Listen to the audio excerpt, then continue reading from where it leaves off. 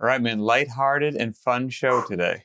I have to admit, Pat, I'm not nervous, but a little curious because you didn't cue me up with a lot of detail on today's show. So we'll see what comes.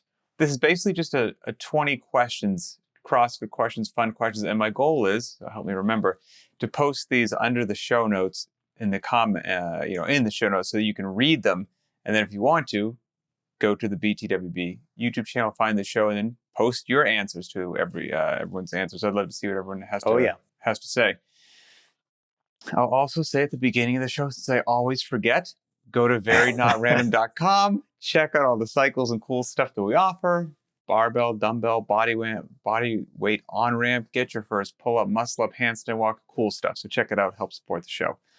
I'm also selfishly using our podcast here as a way to track my progress. So I'm just going to say, because you were talking a second ago that somebody asked you who would win between me and you and Helen before we checked out the camera. And traditionally, one of my better workouts, you're like, well, now, old boy with his new hip, the advantage Bosman. Well, I have to admit that's the case. Absolutely. I'll say current state, head to head, I like my odds. Best peak to peak, I think you take that every day. I remember almost any running workout that we've done together, just like looking at your backside for most of it. So we'll see if that comes back. I just recently, so I'm about 11 weeks post-surgery, and I just did a 5x5 back squat at 185. So I was pretty stoked. I was like really stoked on that. I mean, 11. And that was appropriate. And then like 2 days ago, for the first time, I've been so smart for 11 weeks, I overdid it. And I actually didn't overdo it intentionally. I didn't think that I was being risky, but I did a fair volume of knees to elbows. And I think just how the challenging that is on the hip flex in that area, man, the next day I was like, that was a bad decision. So I'm taking it easy a couple days, but overall good. So fun questions. It just, they can be quick answers, or they might, we might take a dive down a short little rabbit hole. So here we go. Ready? I'm ready. Okay, so let's see. For the rest of your life, okay, now don't read it or don't make it overly complicated. For the rest of your life, if part of your training regime, you could only have the power lifts or only the Olympic lifts, which one would you have? Oh, Olympic lifts, and it's not even close. Oh, okay. Why is that? Don't even have to think about it. Just for the power component? Yeah, well, I just think there's just more to it. I think they're more complete when we're talking about more realms of fitness and the way that you can apply them. More complicated, take a little bit more skill, take a little bit more flexibility. I think in the long run, if you look at the athleticism of long-term Olympic lifters versus long-term power lifters, I think they're going to edge them out a little bit. And you can find an outlier, and not to say that power lifts would be a bad way to go, but for my money, Olympic lifts all day. Would you feel shortchanged that the Olympic lifts most likely would not let you touch anywhere near your 1 rep ability to pull something off the ground or to squat? I don't think so. You think it'd be just fine? Yeah. Mr. Bosman, we find ourselves in alignment. Okay, next question. I knew it. Next question. If for the rest of your life, now you're doing mixed modality training, I should say, okay? You're doing CrossFit, you're doing mixed modality training. But regardless of what the workout has, if it's a run, bike, or row component, you can only run, bike, or row for the rest of your life. You have to choose one of those modalities at the exclusion of the other two. Which one do you choose? For the rest of my life. For the rest of your darn life. As much as I hate to say it, I think running has the greatest utility out of those three. I would say probably in order of utility, I would go run, row, bike. If we're talking air bike, if we're talking bike as in like get on an actual bicycle and ride, then I think that might bump the row. But yeah, run, I think as much as I hate to admit it, I think that one has the greatest utility. I think it has the greatest potential for range. And I also think that pragmatically, it's the one that you can implement in the most scenarios. It was easy for me to run, like easy, like for sure. You got to support your own body weight, all that other good stuff. And, and you can go, obviously short, medium, and long, and you can do that with the bike and the erg as well. Man, I put short distance sprinting right into the same bucket as like one rep max lifting, like what it does to your posterior chain, your ability to be explosive. You do 10 by 100 meter repeats, you feel like you did 300 sit-ups, like your midline is toast. So it's fantastic. So yep. And you already answered it, but my next question was between before you get there, I read recently, and I can't remember where, and so who knows if this is dubious or accurate. However, it was some statistic, and when I read it, it kind of blew my mind. It was basically like past the age of, I forget if it was 25 or 29, the percentage of people in their lives that ever sprint again, ever, is shockingly close to zero. It's like once you get past that age, it's just like, nope, you just don't run fast. We've developed society to, we're not being chased by bears anymore. So you can just kind of be chill most of the day. And you're right. And I've told this before, but it's just such an entertaining line that I just have to say it again, where, there was a period of time like a decade ago that my father just, kept getting injured doing routine tasks. And one was he had to like move quickly for like 15 feet and he like, strained something. And I was like, for the love of God, Dad, like when's the last time, like not shuffling your feet, but like you really ran hard, like not jogged, but like you sprinted. And with that, he's thought about it for a second. He's like, I don't know, Vietnam. That was his reply. It's just an amazing reply. I was like, okay, we might have a deficiency there. But I would choose the run. And then my next question was going to be between the remaining two, which would you prioritize? But you said run, then row, then bike. And that's the same order I would go. If it's an air bike. We're talking stationary. Yeah. If it's a unicycle, all bets are off. That's right. Then it probably bumps running, if I'm honest. Yeah. If you could only create workouts, CrossFit style workouts for the rest of your life to be either time priority or task priority, which would you choose? And for anyone who's unfamiliar with this, time priority is basically, like think of Cindy, and task priority is you have a set amount of work to do it as fast as you can, like Fran, 21:59 for time. Man, two ways to answer this question. If I think what would yield the better effect and the better overall training, absolutely you're going for time, meaning you're going to do a task priority workout more often than not. You're going to record how fast you can do it and be good to go. If I'm talking about what kind of takes the mental edge off of having to makes it easier flirt with intensity, then I'll go time priority all day long. But yeah, task priority, I think for the effectiveness wins. Yeah, in my mind, it's task priority all day long. Yep.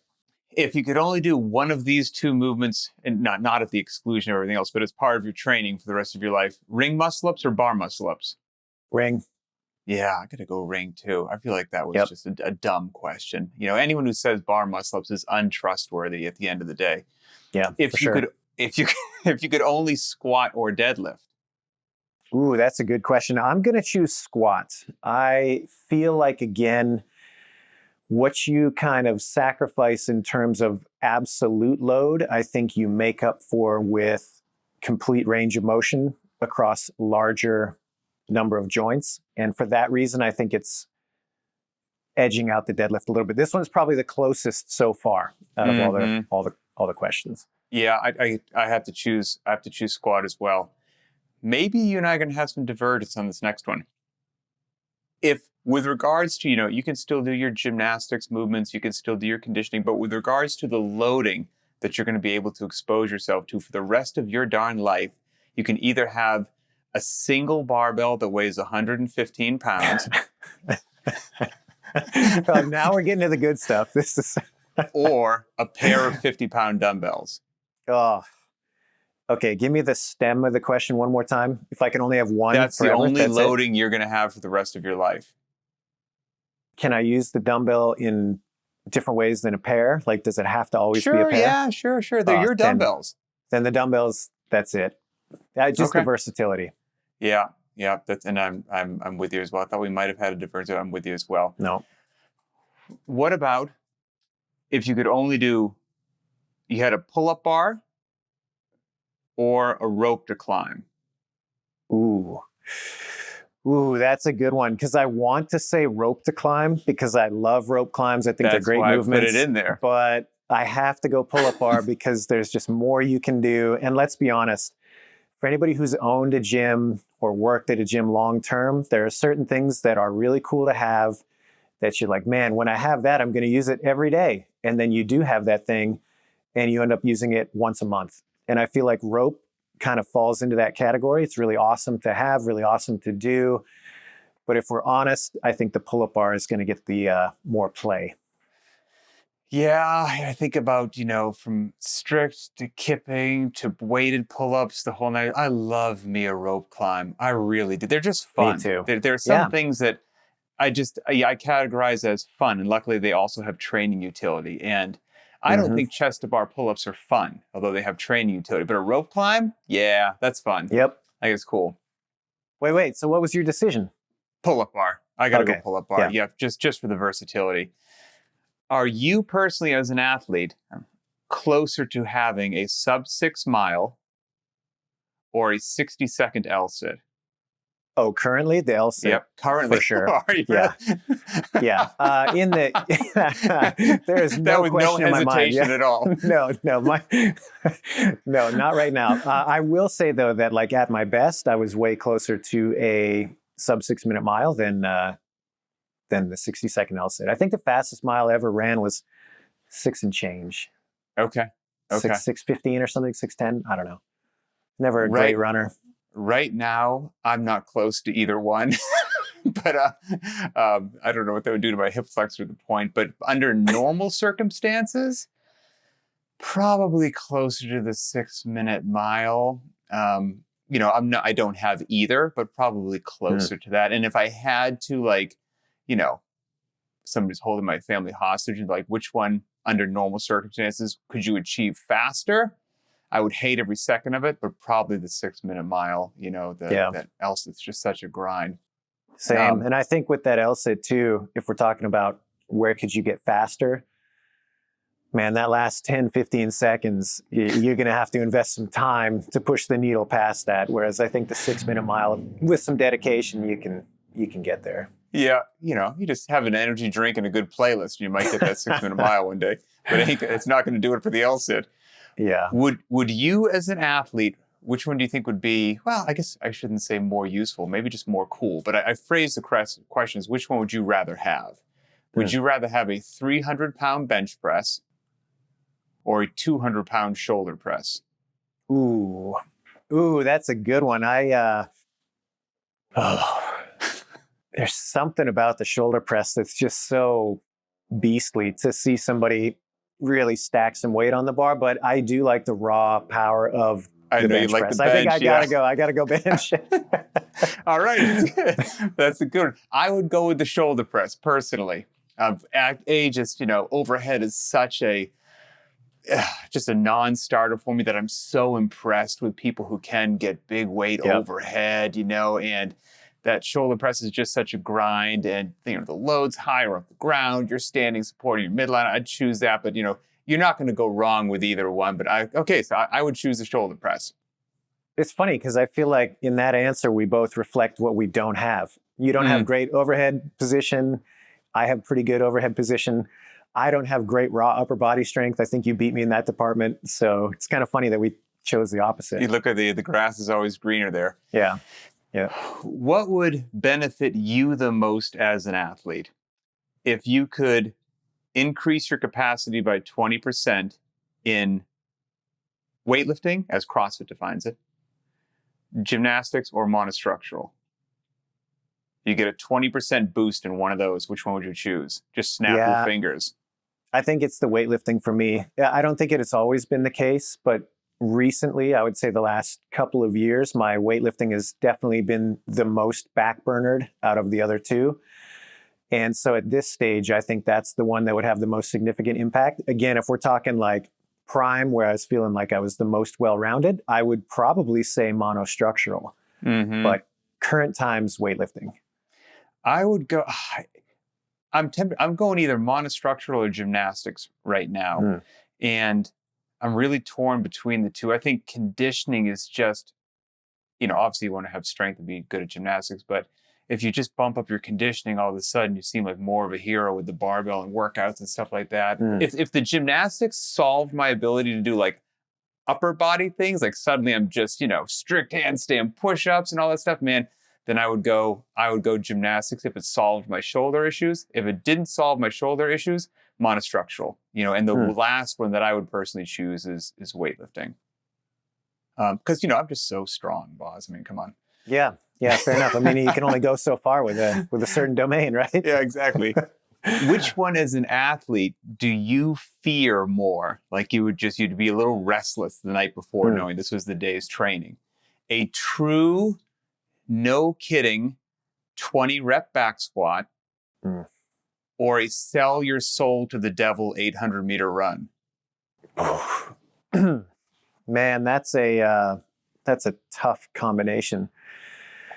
Again, current training taken into consideration, I would say I would be more nervous for the 800-meter run because I think I have a better chance of being closer to my realistic potential than I do for that 20 rep back squat right now.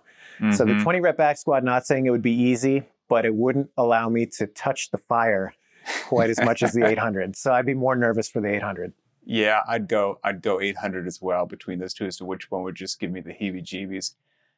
But I would say, hell, this is a fun trip down memory lane, probably about 2006. Me and one of our other coaches at San Francisco CrossFit, maybe it's 2007. I don't know. Anyway, shout out to Kevin Steinmuller, wherever you are today. We engaged on a months-long, or at least it felt like it, once a week, high noon, 20 rep squat day. And it was great in the beginning, but very quickly it became a pretty anxiety-inducing lead up. You'd like start your week and you'd see it coming in a couple days, and it was bad. This wasn't part of my question, but maybe I'll throw it out right now as a whatever. What if instead of choosing between those two, would your answer stay the same? Which do you fear more? 20 rep max back squat, a true 800-meter run, or a true lifetime PR of the old 500-meter row? Yeah, I thought you said 5K. I think I would still choose the 800. I still think that one just edges out the rest. 500-meter row all out. I mean, that can be nasty business, but something about that 800 is just a little bit beyond. I'm in agreement with you. Okay, so great news. The Powerball went your way. You're a billionaire. Fantastic. That's great. Don't forget the people, that were part of your life as you came up. Yeah, Pat, would you as security pushes me away. Never heard of him. Would you rather have a full-time, just snap your fingers chef, or like a body worker, masseuse, therapist kind of a person? Chef, for sure. Oh, without a doubt, right? Yeah. Having somebody just cook a delicious, nutritious meal whenever and however would be the ultimate luxury, in my opinion. That would be for you. That you could. They're your chef. You could have them figure out like the best licorice recipes in the world. There you go. That's whatever right. You want. Yep. Rebounding box jumps or jump up, step down? Oh man, how old is the athlete we're talking about here? You. Oh, it's definitely, the rebound is very few and far between. So I'll rebound when I'm doing smaller sets for high box jumps, as done as kind of like a strength protocol with lots of rest in between. I'll still dabble, sure. If we're talking like, hey, you got a 20-minute AMRAP of box jumps and rowing and other stuff, step down all day. Yeah, I'm a jump up, step down guy, and I'm not quite sure actually when I switched over there, but it's been for a bit. Yeah, me too. What is your ideal time each day to train? Perfect world. This is back in the billionaire scenario where I don't have to worry about externalities, right? Yeah. My perfect time to train is like 10 o'clock in the morning. Oh, get up, okay. Have a morning, enjoy some coffee, do what I'm going to do in the morning, take a couple hours, ease into the day. Training at 10 o'clock-ish finish by lunchtime, have the rest of the afternoon. If I can run that schedule, that's like prime for me. That's ideal. Yeah. If I had nothing else in my life to worry about, it'd be probably just like mid-afternoon. A couple hours after lunch. Lunch settled, feeling good, really warm, fully awake, and I'd hit it then. Early morning, no good. Late at night, no good. I could do the 10 a.m. I wouldn't mind that, but number one would be that kind of mid-afternoon. Realistically speaking, we're all friends here. There's nothing to hide. How often do you not warm up, or do you very much abbreviate the warm-up? Oh, I would say, are we counting all activities or just CrossFit? Let's do just CrossFit. Okay, so if we're just talking CrossFit, I would say it's 50-50, like an honest 50-50. And part of that is because these days, I'm not training with hyper regularity doing CrossFit. So when I do, I usually do an okay warm-up. And then also, I find myself dropping into places relatively regularly. And so in that case, it's kind of nice because they warm up for me, or they warm me up as part of the entire package.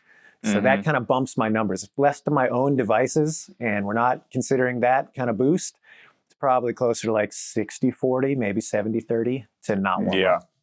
It's a rare day that I don't warm up at all, but it's also a rare day that I do the full warm up. Like just due to time constraints, day always gets away from me in one way, shape, or form. And if the warm up is 4 rounds, it just might become 3. It's probably not going to become 1. It's just, hey, this was going to take 15 minutes to warm up, but around 11 or 12, I'm just going, okay, let's start the clock and kick it off. I'll give you a little latitude there too, Pat, because if you think about the warm up and what it's supposed to do, the number on the whiteboard doesn't matter. The effect is what's important, right? So if you are going through the steps and 2 rounds in, you're like, hey, joints are feeling great, core temperature's ready to go, let's hit it. Mission accomplished, right? 100%. Yep, 100%. A lot of time, actually, it's funny you say that when I write warm-ups, and I have to check and see if this is still like part of the notes. I used to say like in the notes, basically, feel free to do less or more if that's what you need. Like if you're warm at 3 rounds, don't do 4. But if at 4 rounds, you're like, I'm not warm. Well, don't stop just because it was for like, warm up a little bit more, like whatever it happens to be. So you're right. I get to a point where I say to myself, okay, it's not negligent if I begin. And then, I like that. Yeah, and then I begin. Do you use, and we did a recent episode about this, but I can't remember if there's anything in your repertoire. Do you use any extra gear at all? Weight belts, knee sleeves, wrist wraps, tape, compression? Almost never. Almost never. I will use tape on my fingers if my fingers are like torn up from something. Never use grips. I don't even own a pair. The pairs that I have owned, I've gotten rid of because they just don't get used. What about lifting shoes? I was going to get there. So once in a blue moon, I will use lifting shoes. I actually used them just the other day. But we're talking, that's maybe once every 8 weeks. To put it in perspective, I have a pair of Atastar weightlifting shoes. For those of you that are like weightlifting nerds, like I don't think they've made them since 2007 or 8. I've had them since then, and they have not worn out yet. They're not worn out. And they're in like pretty good condition because that's the amount of use that they get. Yeah, that's my go-to piece of gear. I will say that I do, especially when I had like all my hip stuff going on and like it was range of motion was an issue.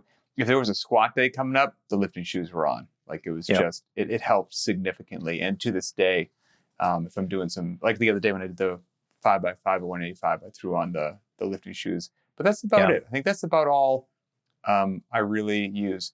Yeah, man, I could not tell you the last time I used a belt. I don't even remember. I bet it's been at least 10 years since I've used a weightlifting belt. Yeah, and we've had that discussion before. I don't hate on them. They serve a wonderful purpose, and if you know how to use one, they do what they're supposed to do. I've just never been comfortable in one, quite frankly. Yes, agreed. If you might, this might be a question I probably wrote for myself. Maybe your answer to this might be none. But what movement do you struggle with the most? You're so Gumby flexible. Maybe you don't struggle with anything. Well, yeah, it's interesting because if we're talking positionally and technically, I'm not trying to toot my own horn, but I have a pretty good base in those two skills. You know what I mean? But I mean, I think really it's just being under load is the hardest thing for me. Like I'm not comfortable under, I know you like to program a lot with heavy weights under high heart rate. And that to me is the worst. So something like that. Yeah, something like that I think is probably more difficult for me than any specific movement. Gotcha. Okay. Yeah. Anything overhead, there's my answer. That's what I struggle with, for sure. Anything overhead is a big, big struggle. If you could only do one of these two movements for the rest of your life with the specific focus of just which one you think would be more beneficial to increasing your overall work capacity, would it be toes to bar or knees to elbows? Had to pick one? Got to pick one. Toes to bar if it was strict, knees to elbows if it's not. Oh, interesting. Okay, interesting. Yeah, I had kipping in my mind. Okay. Yeah. We'll accept that answer. That's a great answer. Yep, we'll accept that answer. And I had one come back to me too. If we go back to the previous question, yoke walk. That's the one. Okay. Yoke walks, they never feel comfortable. I never feel confident. Doesn't matter if it's just the open yoke or loaded up. It just never feels like I'm in a good groove with that movement. Yeah. Yokes are another one of those things where kind of like a rope climb, like I think they're just fun. Like if you're lucky enough to have, they take up a lot of room, in your garage or wherever they are. And, a lot of times people bury other stuff in them because it doesn't use that frequently. But if I had like a big detached barn garage with plenty of room for everything, I could just park a yoke and it had, ample weights that just stayed loaded at certain things. Man, it's fun to pick up and move that thing around. I would enjoy that. Speak for yourself. Hard disagree. Two more questions. And actually, maybe I think I said there's 20 questions. It might be 21. So two more questions. Let's see. Do you have more, if we were to barge into your home and rifle through your personal belongings, do you have more CrossFit shirts or non-CrossFit shirts?